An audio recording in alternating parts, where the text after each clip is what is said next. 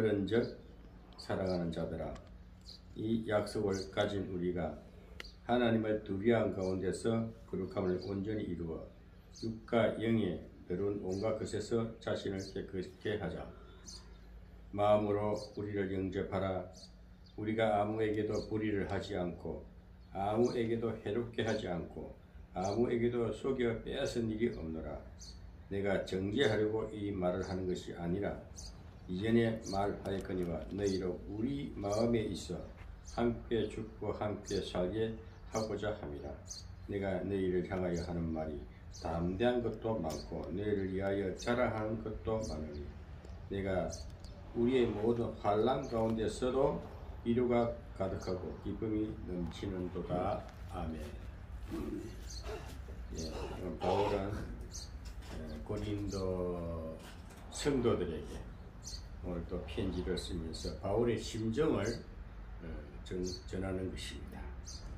항상 우리는 성경을 보면서 그 저자, 그 책에 나오는 주인공의 마음을 읽어야 됩니다.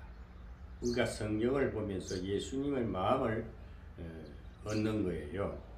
예수님이 십자가까지 지시고 우리의 구원을 주셨는데 예수님이 고난 가운데서 우리에게 사랑을 증거하신 것입니다.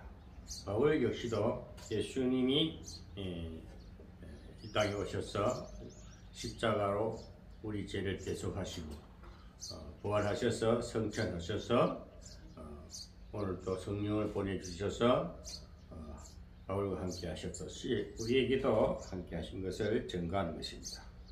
오늘 고린도 후서는 바울의 자서전이라 바울의 신앙 고백서다. 바울의 영성을 심정을 써서 기록해서 고린도 성도들에게 보내준 편지거리입니다. 그런데 바울이 사역을 하면서 하나님의 성령의 체험을 받고 정말 미쳐버렸지요. 과거에는 어떤 자였나 하면 율법주의자, 법대로 살려고 완벽주의자, 원칙주의자, 율법주의자. 거기서 영적으로 우리가 보면요, 영성적으로 보면 구원의 은혜의 입장에서 보면은 병든 자입니다.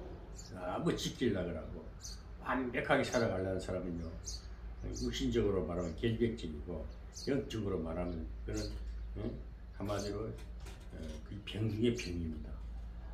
우리가 저는 영성신학이라고 자꾸 제가 주장하는 것은 왜 제가 배우고 습득하고 또 경험하고 가는 이 자체가 영성이기 때문에 내 아는 것만큼 내게 주어진 만큼 내 느끼고 경험한 만큼 전하는 거기 때문에 영성신학이라는 것들은 어려운 게 아닙니다. 영성적인 삶을 살아야 됩니다. 예수 믿는 사람은요, 세상 세속적인 사람하고 구별이 됩니다. 말하는 거나 행동하는 거나 생각하는 거나 마음 먹는 것이 틀려요. 틀릴 수밖에 없어요. 왜? 그 성령의 지혜 살기 때문에. 그래서 우리가 영성의 삶, 영성적인 삶, 우리가 영성신학, 학문적으로 정리하자면 영성신학이라 그렇게 해요. 저 유튜브에 올릴 때도 유튜브 뒤통에 보면 영성실로암 영성신학원, 그다음 기독 영성 방송, 기독 영성 문화 방송 이렇게가 두 넷들을 마크를 올립니다. 이 저에게 주신 그것이 그 명함이죠, 명함. 그래서 이것을 변치 못해요. 누구처럼 이것다고 저것다고 모방하는 게 아니고 내게 순수한 내게 주신 영성에 대해서 증가하고 싶은 거예요. 성경을 가르치고 학문적으로 배우는 신학적으로 배우는 차원으로 넘어가가지고 삶에서 구원 위의 삶, 생활 가운데서 그리스도의 삶을 살아라.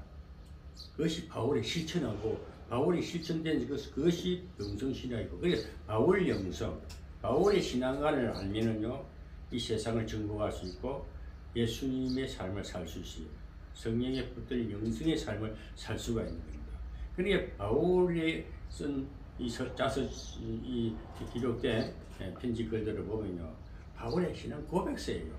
고통 중에 예수를 믿고 나니까 과거에는 율법주의고 엄청난 부학자가 성령을 체험하고 나니 굉장히 자유한 가운데 고난도 같이 간다. 고난도 같이 느끼면서 그게 영생의 삶입니다. 너무 안이라고 무사안이라고 평안하고 육신적으로 잘 먹고 잘 입고 돈 많고 하면요 사는 의미가 없어요. 돼지나 똑같아요. 배부른 돼지나 똑같아요. 그 소크라테스도 그러잖아요.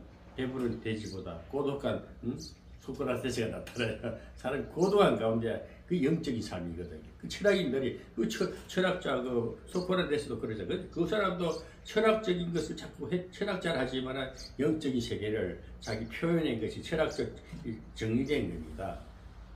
그러니까 이게 우리가 이 영성의 삶이라는 것은 참 고독해요. 세상 사람들과 구별되어 살다 보니까 또 그리고 섞이기 싫잖아요. 막 이상한 사람들하고 안 좀 불의한 사람들하고 막 음란한 사람들 같이 섞이면 그 자체가 싫거든요. 왜 그럴까요? 내 마음의 영이 깨끗하니까 성령으로서 충만하니까 그 같이 노닥거리기가 싫는 거야. 오늘날 그 차례 저도 이 혼자 있는 시간이 더 행복해요. 그리고 간혹 이제 뭐 우리 장로님하고 예배를 드리고 그런 장로님하고 예배 드린다는 이 시간이 가장 값진 시간이고 행복하다. 네. 이것도 안 하면 심심하다. 혼자 그 입에 친구가 없으니까 또 같이 만나서 노닥거리고 차를 마실 만한 그런 뭐 즐길 만한 사람이 없어요. 사실 저는 현실입니다. 그래요 뭐 오전에 잠시라도 장로님하고 이렇게 예배 드릴 때가 가장 귀한 시간이고 값진 시간이다. 그리고 영적인 사는 사람에게 하나님과 함께하는 시간, 아침에 우리가 일어나서 뭔가 음식을 먹듯이 우리 하루 일과 중에 하나님과 함께 영적인 떡을 먹는 그 시간이 있어야 됩니다. 그리고 이 영의 삶이란 것은요, 자꾸 새로워지고 강해지고 담대해집니다. 이렇게 복되게 사는 것이지, 육신의 떡은요, 적당히 먹고 쓰러지지 않을 정도로 많이 먹어 병나지, 적게 먹으면 오히려 건강해져요. 육적인 사람들은 뭐든지 영양소 있는 거, 뭐 이렇게 뭐랄까 단백질이라든지 어떤 뭐 정력제라든지 막 먹어가지고 어떻게 해보려니까 다 된 거예요. 성경에 올 이 바울의 내용은 뭡니까? 고린도서 1장부터 7장까지는 고린도 성도들에게 자기 심령을 토로하는 거예요. 나는 거의 환란 중에 너희들 편지를 계속 보냈지만 오늘 고린도 성도들아, 고린도 성도님들이요, 이 바울은요 꼭 그 대상을 놓고 말하듯이 이렇게 써놨어요. 에베소 성도들이요, 고린도인들이요, 오늘 이렇게 뭔가 멀리에서도 우리가 마음이 하나가 되듯이 이 편지를 글 쓰잖아요. 아버님 전상서 쓰더라도 아버님의 마음을 생각하면서 내 자신을 나는 이렇게 잘 삽니다, 괜찮습니다 전하는 거 똑같은 겁니다. 우리가 보편적인 관계, 하나님도 우리 가장 가까이 지극히 상식적이면서 보편적인 하나님을 만나시기 바랍니다. 특별하게 생각하지 마시고 하나님 지극히 자상하시면서 뭡니까? 아브라함 보고도 내 친구야, 친구처럼 돼. 친구 아브라함 말하죠. 주님은 어떤 모습이든 간에 우리에게 가장 우리 합당하게 가까이 해주시나요? 너무 두렵게 일 안 해요. 근위를 안 나타내요. 그렇지만 예수님의 성품은 근엄하면서 자상해요. 그리고 우리가 이 바울도 그래. 하나님과의 관계 두려운 마음으로 섬기잖아요. 두려운 마음으로. 그때 너무 경거망동하지 말자 이 말입니다. 우리가 진짜 인기 다듬어지고요, 인생의 경륜과 신앙의 경륜이 갖춰지면요, 사람 상대에게 예의를 지키고 최소한 기본 예의를 지키는 거예요. 기본 법을 지키라. 그것이 율법인 거예요. 율법.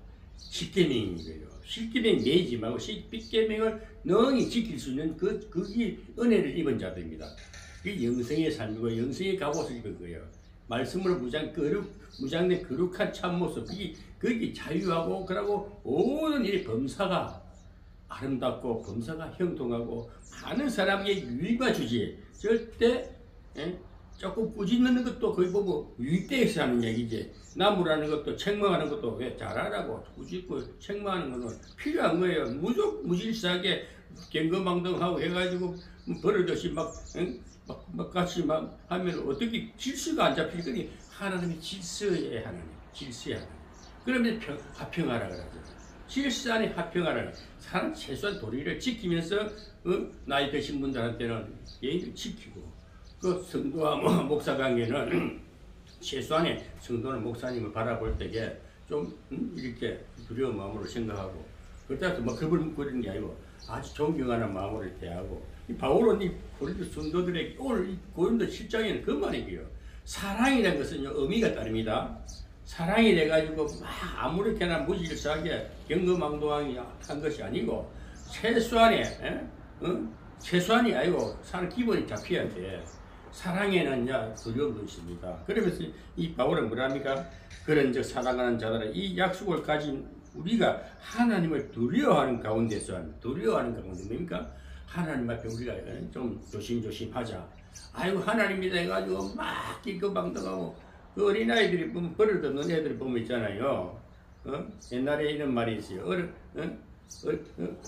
버릇없는 아이들은 할아버지 상투 잡고 논다 그러잖아요. 할아버지가 좋다 하니까 할아버지 꼭대기 상투 따더만 난 그걸 잡고 막 흔들어요. 그러니까 얼마나 버릇없습니까? 그렇게 하지 말라는 겁니다. 우리가 남녀간이라든지 또 부부간이라든지 또 선후대 관계라든지 또 교회 내부에서는 나이 드신 목사님이나 장로님이라든지 이 연령 차이가 있지 않습니까? 모두 관계가 상하가 있듯이 거기에는 우리가 최소한의 두려운 마음을 가지자. 두렵다 해서 막 무서운 게 아니고 우리가 지킬 도리를 지키면서 그 질서 안에서 어떤 체계 안에서 서로가 존경심을 갖고 그러면서 그렇게 대할 때에는 또 나이 드신 분들이 연장자들이 또 후배들이나 나이 어린 사람들한테 자상하게 대해주지 않습니까? 이 관계성에서는 유연성이 있어야 됩니다. 유연성. 아시겠습니까? 너무 딱딱하면 안 돼요. 우리 장로님하고 예배를 드리 부드럽잖아요. 뭐 어떤 막 부부 속에 못할 말도 다 하잖아요. 그 심령을 털이 그래도 허물이 없잖아요. 심령을 집안 얘기도 하고 어떤 개인적인 이야기도 하고 이래도 허물이 없잖아요. 그게 순수한 하나님으로 잘 빚어지고 잘 진행되고 있는 사랑입니다. 그게 사랑이에요. 그래서 좀 우리가 두려운 마음으로 오늘날 제가 뭐 이런 얘기를 하지만 뭐 성경을 너무 쩍쩍거리 쌓고 뭐 신약이 어떻고 구약이 어떻고 뭐 성경론이 어떻고 뭐라 그러지 마야 아는 것까지 하려지면 그 사람은 아무것도 아니에요. 그거 아는 거 아니지. 네가 아는 그 지식은 알량한 지식은 아무것도 아니다. 그 아는 것도 아니다. 그걸 말하는 게 바울은 참 은근히 사람을 그 속을 잘 뒤집어놔요. 바울을 보면은 고린도 6장이라든지 먼저 전서 보세요. 그거 아는 지식이 아무것도 아니다 그래요. 얼마나 자존심 상합니까? 그렇지만은 그런 것도 우리가 들을 줄 알아야 돼요. 아 그럼 자기가 깨달고 아 내가 좀 뭔가 오버하고 있구나. 선후배 관계에서 내가 좀 앞서가구나. 그래서 우리가 그런 것을 잘 보면서 오늘 바울은 뭡니까? 참 고린도 성도들에게 자상한 마음으로 사랑하되 내가 너희들을 근심케 한 것은 정죄한 것이 아니다. 내 속사정을 힘들다. 내가 자고하지 않으려고 때로는 내가 무명한 자 같으나 유명하다. 무명한 자 같으나 아무것도 없는 것 같으나 내가 가진 자로다. 6장에 나오지요. 자기 심정을 사실대로 현실 상황을 쫙 말씀을 하는 겁니다. 그런 가운데 또 성도들은 뭡니까? 고린도 성도들은 다 받아들이지 못하는 경우도 있다 이 말입니다. 그래서 우리가 하나님을 두려워하는 가운데서 거룩함을 온전히 이루어 육과 영의 온갖 더러운 것에서 자신을 깨끗게 하자. 아멘. 육과 영의 온갖 더러운 것에서 자신을 깨끗게 하자. 우리가 늘 자신을 내 마음을 내적 성찰을 해야 됩니다. 응? 우리 기도를 왜 합니까? 하나님 앞에 새벽에 일어났다. 하나님과 기도하잖아요. 하루 일과를 생각하면서 하룻밤 잘 잤습니다.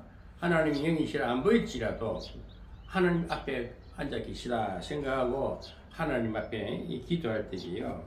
회개하지 않습니까? 깨끗한 마음을 우리가 가지기 위해서 그걸 기도하잖아요. 육과 영의 온갖 더러운 것에서 자신을 깨끗게 하자. 우리가 세상을 살다 보면 얼마나 많은 사람들을 또 만날 때도 있고 환경적으로나 요즘 뉴스를 들어보세요. 세상의 어떤 그 신문지상이나 언론이나 모든 정치상을 보면 얼마나 스트레스가 됩니까? 서로가 좌파우파 타싸움을 하지요. 서로 권력 도쟁하고 악의 다툼하는 거 보면 얼마나 스트레스가 됩니까? 좋은 소리는 별로 안 들리잖아요. 네 편 내 편 서로 싸우면서 남을 못 살게 하고 밟고 올라가려고 하고 우리나라 정치 상황을 보면 얼마나 유치하고 더럽습니까? 그렇지만 우리는 하나님 앞에서 하나님을 두려워한 마음으로 늘 우리 하나님 앞에서는요.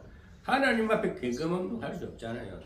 숙여나 이불에서 기도하면서 그러고 우리가 내 마음을 돌아보면서 그런 수많은 소리들을 듣잖아요. 정보를 들 때에 그것도 다 영적으로 분석해가지고 저 소리는 잘못된 거에 배제하자. 이것은 선한 마음이니까 우리 이쪽으로 생각을 갖고 더 진보하자, 진격하자. 이렇게 항상 우리는 자신을 갈고 닦아야 됩니다. 하루하루. 2절에 보면은 마음으로 우리를 영접하라. 우리가 아무에게도 불의를 하지 않고 아무에게도 해롭게 하지 않고 아무에게도 속여 빼앗은 일이 없노라. 여기서 보면요. 2절에 보면은 마음으로 우리를 영접하라 하자 하십니다.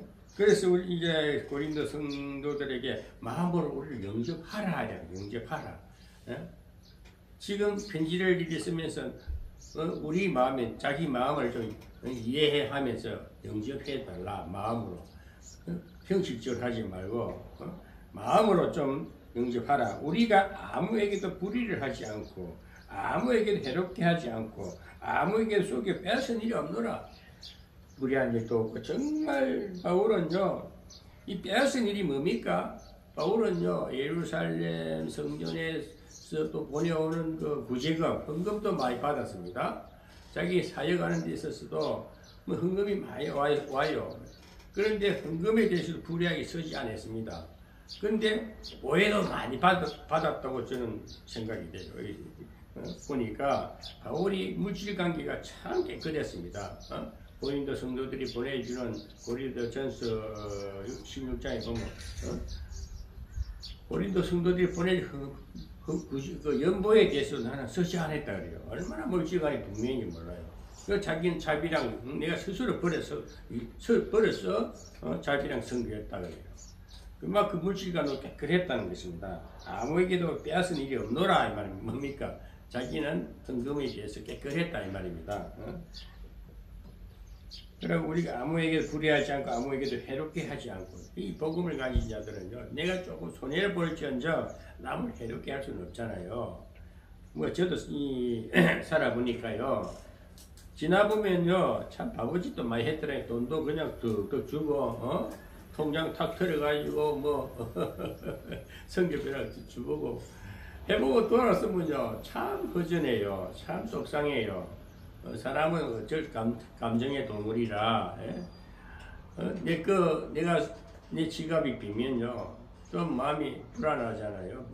그런데 그 구제금이나 그 성교비를 받아 쓴 사람들은 거기에 대한 감사 표시가 없고 아이 목사님 잘 썼습니다. 아이 목사님 고맙습니다. 잘 쓰겠습니다. 이런 뭐 메시지 한번 주면 얼마나 감사합니까? 그런 것도 없을 때는요 얼마나 속상한지 몰라요. 뭐 저는 사실적으로 이야기입니다. 포천에 와서도 제가 밥을 잘 샀잖아요. 뭐 직장이 있으니까 수입 일정하게 있으니까 쓸 수 있는 능력이 되니까 뭐 밥도 이렇게 사고 또 뭐 어렵다면 헌금도 주고 오고 일도 도와주고 했지만은 돌아오는 건 뒷담 마신다니까 얼마나 있어 뭐 날 평가하고 좋은 소리는 안 들리더라니까 얼마나 인간적으로 보면 피해를 느끼겠어요? 그 오늘날 정치하는 우리 대통령 윤석열 대통령을 보십시오. 자기 애경기 키워놨단 말이에요. 한동훈이라는 놈 딱 배신하잖아요. 배신자 중에 그런 배신자 지를 크게 키우려고 마음은 지가 중간에 배신해가지고 그 음악을 쓰면 많은 관료들 다 자기 임명장 비난하니 전부 덩을 걸리잖아요. 그렇지만은 그런 가운데서도 여유를 가질 수 있다는 거, 그거 다 그런 거구나. 그래서 우리가 그게 실축당하지 말고 좀 상대가 나를 마음 아프게 할지라도 그게 대한 너무 집착하지 마시고 오히려 그때야말로 하나님을 바라보시기 바랍니다. 아이고 우리 지금 십자가 가지고 얼마나 그 피해를 느끼실까. 그 비참한 저주의 십자가를 끄떡이 지시고 부활하셨다, 승리하셨다. 우리 그런 영적인 고비를 그 파도를 넘어가듯이 고비를 잘 넘어가시기를 바랍니다.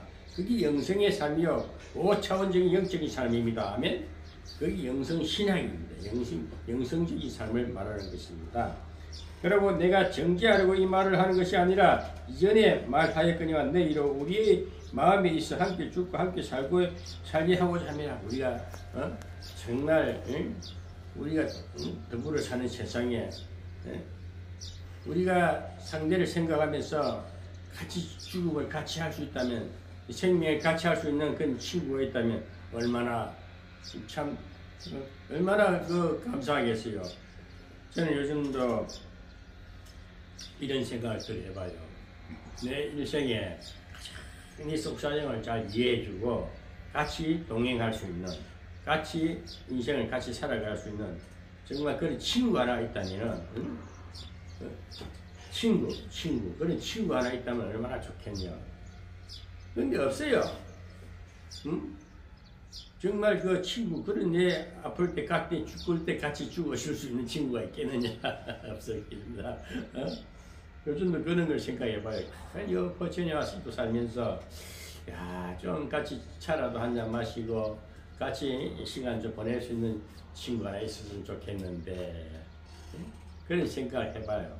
근데 막상 또 사람은 다 각자 인생길이 있기 때문에 같이 갈 수가 없어요. 그러나 어느 정도 같이 사귈 수 있고 공감대를 나눌 수 있다면 참 좋은 일이지요. 오늘 나이가 들어갈수록 우리가 고령화 시대에는 정말 좋은 시대에는 서로가 소통할 수 있는, 전화로도 할 수 있는, 문자로도 보낼 수 있는 그런 친구 하나 있으면 참 좋습니다. 한 번씩 만나서 회포도 풀고 같이 식사도 나누고 우리 장로님하고는 매일 이렇게 시간 나면 예배 드리고 장로님은 나이는 저보다 상당히 10년 선배지만은 그래도 친구처럼 이렇게 소통하고 사니까 그래도 포천 와가지고 그래도 우리 장로님하고 같이 시간 보낼 수 있으니 감사하구나.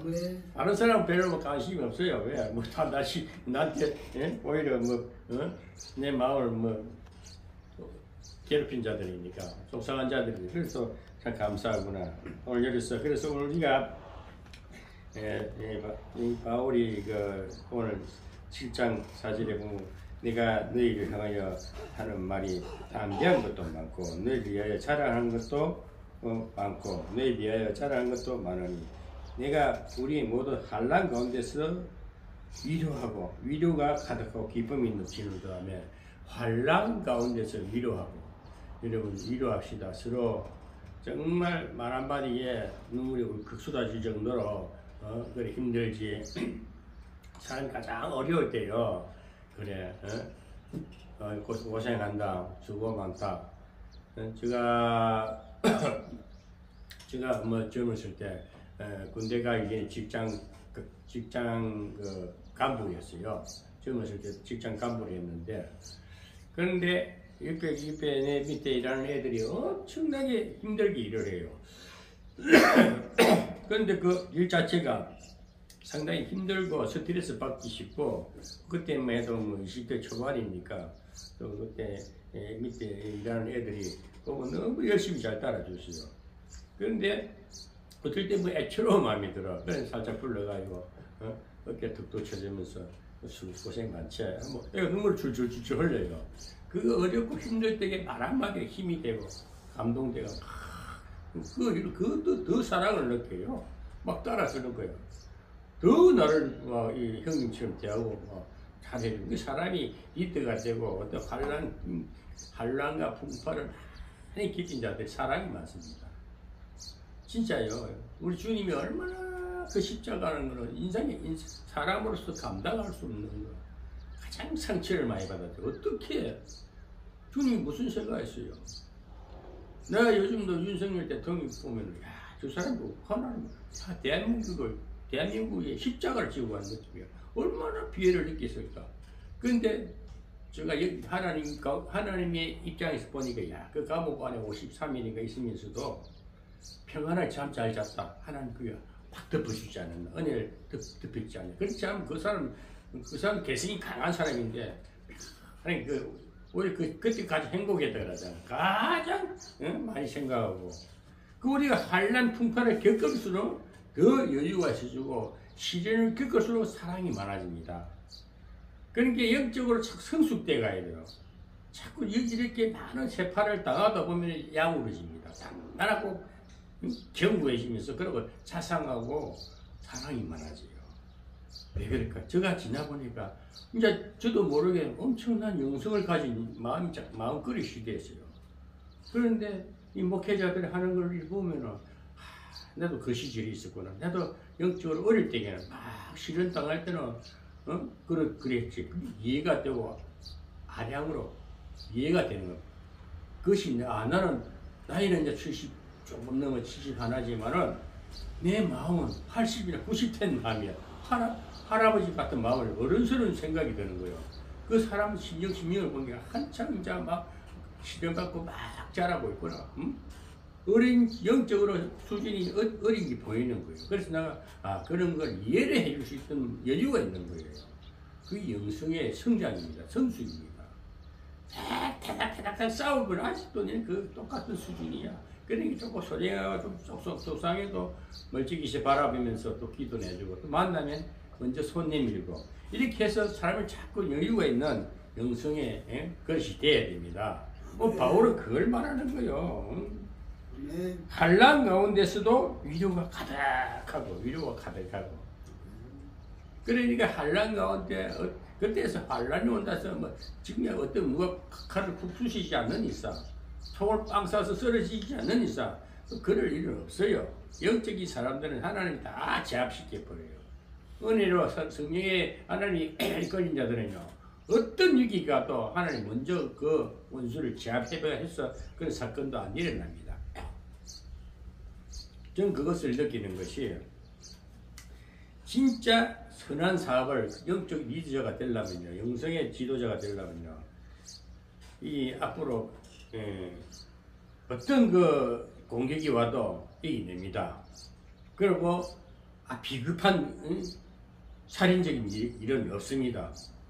그러나 제가 요즘 이제 기도를 해요. 하나님 우리 국가적인 문제를 놓고도 정치 상황을 보면서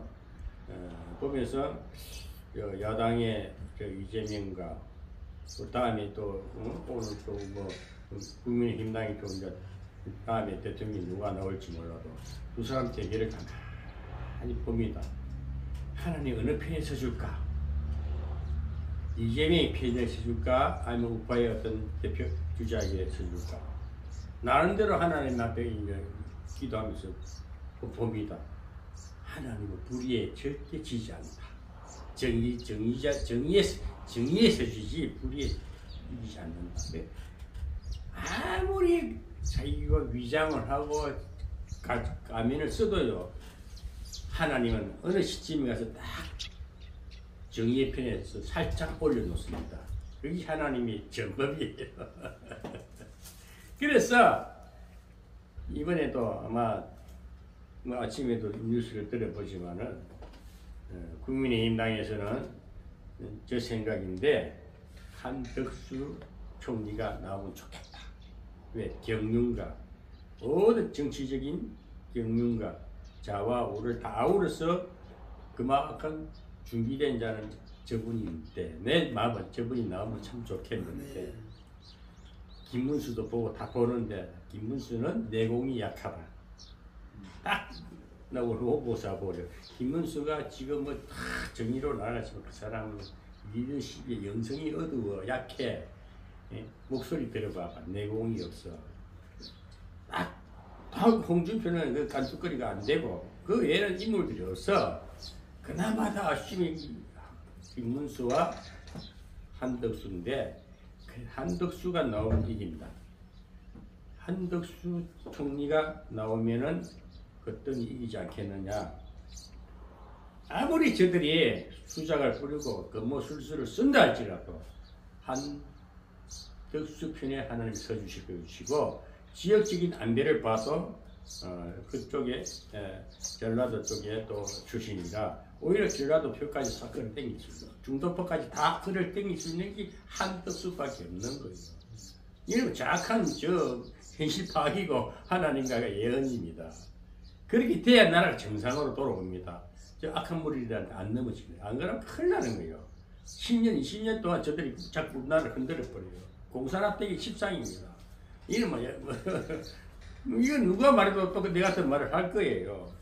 그만큼 우리가 신앙이나 우리 세상에도 경륜이 있어요. 오늘 정치하시는 분들이 어떤 어떤 공부를 하는 게 아니고 하나님의 영성을 가지고 정치도 하는 겁니다. 그래서 정치는 하나님이 하시는 겁니다.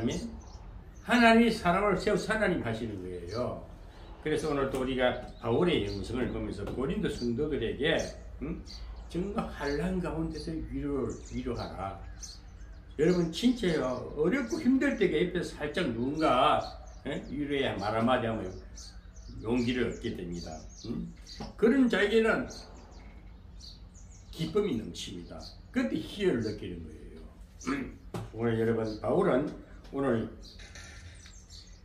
우리를 고린도 성도들에게 나를 영접하라. 우리를 영접하라. 그 우리란 것은 그 바울이 그 뒤에 보면은 이제 디도란 저 제자도 나오고 뭐 바울의 제자들이 디모데도 있고 있잖아요. 근데 디도를 보내면서 이제 디도에게 편지를 보내면서 하는 내용인데 오늘 여기서 7장 1절에서 4절까지만 봐도 바울의 그 속 깊은 마음을 알 수가 있습니다. 그래서 우리가 누구에게든지 마음으로 영접합시다. 아멘. 그냥 형식적으로 하지 말고 마음을 주고받아야 됩니다. 마음을. 정말 마음이 없는 일을 하지 못하잖아요. 우리 생각은 많이 해도 마음에 우러나지 않으면 행동을 옮기지지가 않습니다. 그 많은 것을 생각하되 딱 정리해서 마음에 딱 정리가 되면 정말 선한 사업을 해서 많은 환난 가운데서도 위로하고 위로가 가득하면서 기쁨이 충만한 그런 삶을 누리시기를 주님의 이름으로 축원합니다.